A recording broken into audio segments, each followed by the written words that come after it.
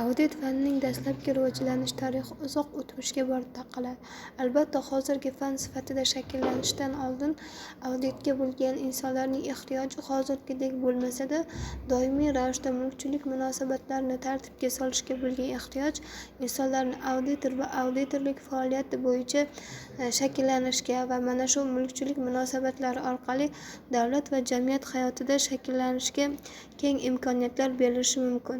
Shuning uchun ham audit faniga berilayotgan e'tibor va uning rivojlanish tarixi dastlab Angliya, keyinchalik Rim va boshqa rivojlangan davlatlarga borib taqaladi. Hozirgi kunda auditorlik firmalari va auditorlik sohasida eng ustuvor davlatlardan biri bu Amerika hisoblanib, uning o'sha auditorlik firmalari boshqa davlatlarnikidan o'ziga xosligi va yetakchiligi bilan ajralib turadi. Auditorlik faoliyatini munosib ravishda tartibga solish uning rivojlanish tarixida bosqichma-bosqich hozirgi sharoitda, ya'ni hozirgi kungacha yetib kelguncha bo'lgan davrni o'z ichiga oladi.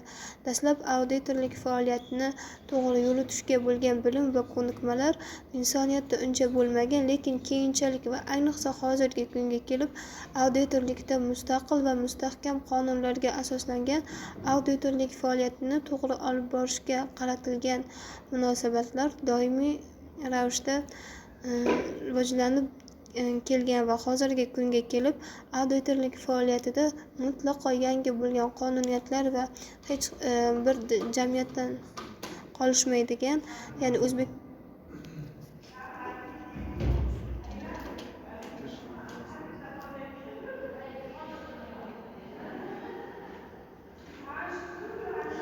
O'zbekiston Respublikasida auditorlik munosabatlarini to'g'ri tartibga solish O'zbekiston Respublikasi Adliya vazirligining qaroriga muvofiq ravishda amalga oshiriladi.